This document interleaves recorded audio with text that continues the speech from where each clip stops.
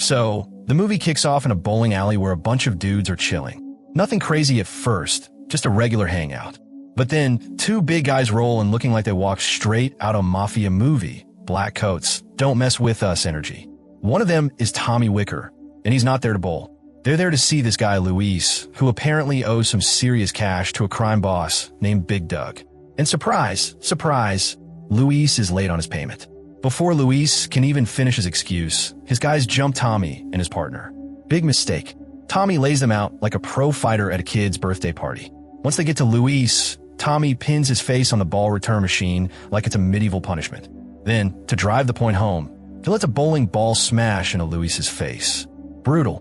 But instead of finishing him off, Tommy tells him he's lucky he's getting off light. Yeah, that's his idea of mercy. Next thing you know, Tommy and his buddy are getting checked out at a doctor's office. Standard procedure, I guess. Tommy checks himself out in the mirror, shirtless of course, and throws in a smug still got it line. Confidence level, 1000. After that, he reports to his boss, Big Doug, and fills him in on all the collections he's done. Big Doug's curious about Tommy's personal life, asks about his wife and his brother, Eddie. Turns out Eddie got tangled up in something messy with Big Doug, and now Tommy's working off his brother's debt. Doug offers him a chance to wipe that slate clean. He just needs to deliver a special package to someone nicknamed the German. Classic gangster name, right? Tommy, being loyal and probably way too trusting, agrees.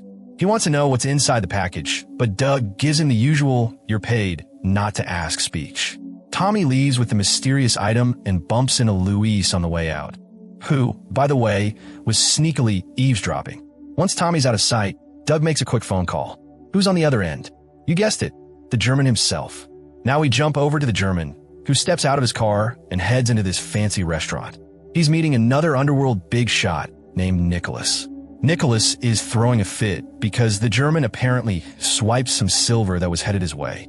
Things get tense real fast, especially since Nicholas secretly has 4 armed guys waiting in the kitchen, ready to ambush.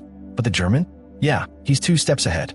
While Nicholas is trying to play nice, the German takes off his shades, grabs a knife, and just as the goons burst in, he flips a table and uses it as cover.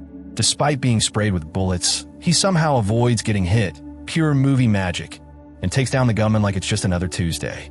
After dealing with the guys in the dining area, he crawls through a vent, gets to the kitchen, and finishes off the rest. Then he finds Nicholas hiding out and stabs him without a shred of hesitation. And while Nicholas bleeds out, the German casually sips his drink, wipes down his blade like a gentleman, and walks out like he just finished doing laundry. Meanwhile, Tommy pays a visit to his brother Eddie, who's locked up. He tells Eddie that this whole gig with the package is his way of settling Eddie's debt. Eddie's not exactly thrilled. He tells Tommy he shouldn't be cleaning up someone else's mess. Tommy says he would have done the same for him, but Eddie jokes that he probably wouldn't have.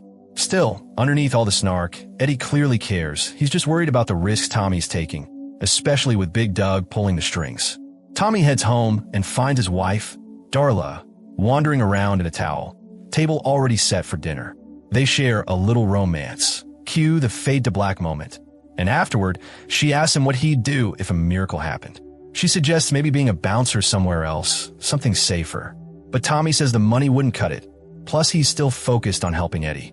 Even though he doesn't say the words, it's clear Tommy loves Darla. His excuse? She already knows how he feels, so he doesn't need to say it out loud. Classic tough guy move. The next day, Tommy and his buddy Julio are on the road with the package. Julio, naturally, is dying to know what's inside this thing. Tommy doesn't want to know, but Julio peeks anyway, and whatever he sees, it's enough to make his face twist. Before he can say anything, BM, he's shot out of nowhere. Their vehicle flips in the chaos, and Tommy barely escapes into a nearby store while bullets start flying. He fights off a bunch of the ambushers in a wild shootout and barely manages to flee before one of them blows up the place with gunfire. Turns out these weren't your average thugs. The group was led by a guy named Devin, who's confused as hell because they were told Tommy was just a basic muscle guy. Clearly, that info was way off. The gang heads back to the gas station, watches the security footage, and sees how Tommy escaped using some random guy's bike. Devin kills the witness because why not? Then calls his boss, Anthony. Yep, another mobster.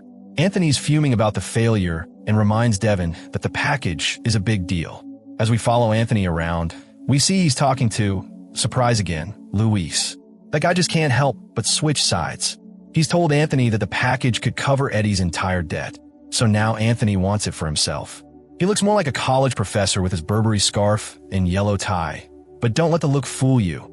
He's just as ruthless. Anthony orders his guy Carl to blast Tommy's face all over town, hoping someone snitches before he delivers the goods to the German. We switch scenes to a kitchen where the German is chilling, making a smoothie like nothing happened. He's going all in on his health kick, naming every fruit and its benefit like he's hosting a cooking show. Meanwhile, there's a dude sitting across from him, bleeding out. Because of course there is. He's casually chatting about food. Specifically, he's on a weird rant about mackerel and buttered toast, as if he's hosting a cooking show. In between coughs, he calmly lets the guy know his legs are pretty much useless now. Dude won't be walking ever again. Still, the guy keeps his lips sealed. So the German flips the switch from calm to creepy and pulls the old, "I know where your family lives" trick. He finds a guy's wallet, checks the address, and promises a visit to his loved ones if he doesn't start talking. That's all it takes. The poor guy blurts out Anthony's name. Boom! He's shot without hesitation. The German doesn't waste time when he gets what he needs. Cut to Anthony, who's chilling with his crew. One of his guys, Carl, walks in with some very bad news. The German just sent him a nice little highlight reel. It's a video of the German absolutely wrecking the assassins they sent after him. Anthony is furious. Naturally, he goes off on a dramatic villain speech, because what crime boss wouldn't? Now back to Tommy. Our guy's hiding out in some public restroom, trying to clean up all the wounds from that earlier ambush. He changes clothes and tries to gather himself. He's not feeling good about how everything's going. Something smells fishy, and not just because of that mackerel toast talk. So he calls Big Doug and says he wants to tap out. Doug, being the manipulative boss he is, tells Tommy he can send someone else, but the payment will be sliced in half. And guess what? That means Tommy won't have enough to pay off his brother's debt. Backed into a corner, Tommy agrees to stick with it. Next call? Darla. He and his wife have a heartfelt little convo. It's one of those soft moments that's supposed to hit you in the feels before more chaos erupts. After hanging up, Tommy hitches a ride up to Vancouver to complete his job. While Tommy's heading north, the German is still being, well, the German. He's playing host to a guest, casually mixing drinks like it's cocktail hour. But this ain't your usual dinner party. They head to a room filled with weird medical equipment and talk about the package. The German confirms it's on its way. And the way he says it, you know something's definitely off. Tommy makes it to Vancouver, but barely steps off the bus before he's spotted. A security guard immediately clocks him and alerts Carl, who doesn't waste a second. He rings up Devin. Yeah, that same guy whose crew messed up earlier, and tells him to move fast. Carl goes to confront Tommy, but he quickly realizes he's picked the wrong guy to mess with. The two throw down right there, and it gets nasty. Tommy ends up winning, nearly finishing Carl off for good, but he decides to spare him and walk away. Too bad Devin shows up right then. While Tommy's distracted, Monique, one of Devin's crew, sneaks up from behind and hits him with a taser. Down he goes. They haul him off to their hideout, tie him up, and Monique gets real creepy with a scalpel, ready to slice and dice. Just before things go full horror movie, Anthony arrives. He stops Monique, saying the German won't play ball unless Tommy's still breathing. Anthony leans in real close, sizing up Tommy like he's trying to figure out why he's such a big deal. But Tommy's not about to give him answers. He gives him a headbutt instead. One hit. Game over. Anthony's dead on the spot. Now Devin's forced to improvise.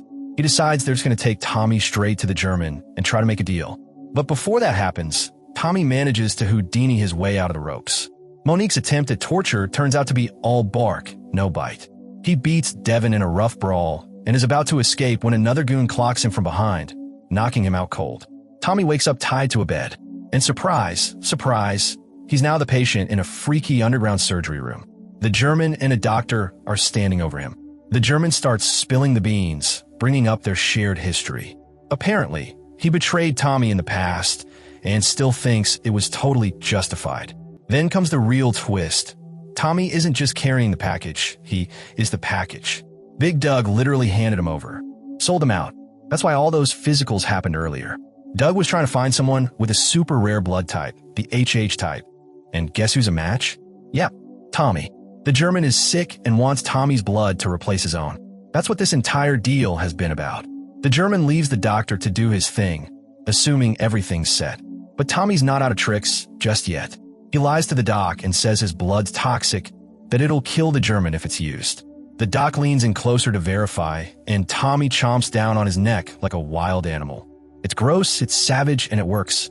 Tommy busts out of the restraints, grabs a weapon, and takes out the guards in a brutal fight. As he's escaping, the German confronts him. They have one final showdown. It's long, bloody, and exhausting, but in the end, Tommy shoots the German dead. Now free, Tommy heads home. First stop, Big Doug's office. He walks in, grabs the shotgun from under the table, and stares down his old boss. Doug tries to defend himself.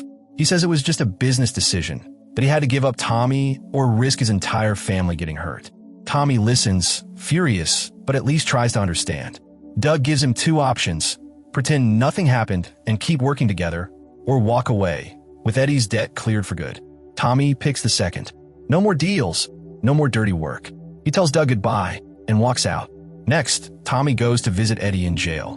When Eddie hears that the debt is gone and Big Doug won't be a problem anymore, he breaks down, promises to change his ways when he's finally released. Tommy just nods, and the two share a quiet moment, bumping fists through the glass. One last thing before the credits roll, Tommy decides to sell the car he took from the German's house. But guess what? Inside the trunk, he finds a fat stack of cash. Like life-changing money. He calls Darla and tells her he's coming home, and he's bringing a surprise. Before hanging up, he finally says the words he never used to say: "I love you." Roll credits. And hey, if you like this recap, tap that like button. If not, go ahead and hit the dislike twice just to make sure. Thanks for watching. Subscribe for more recaps and twisted tales coming your way.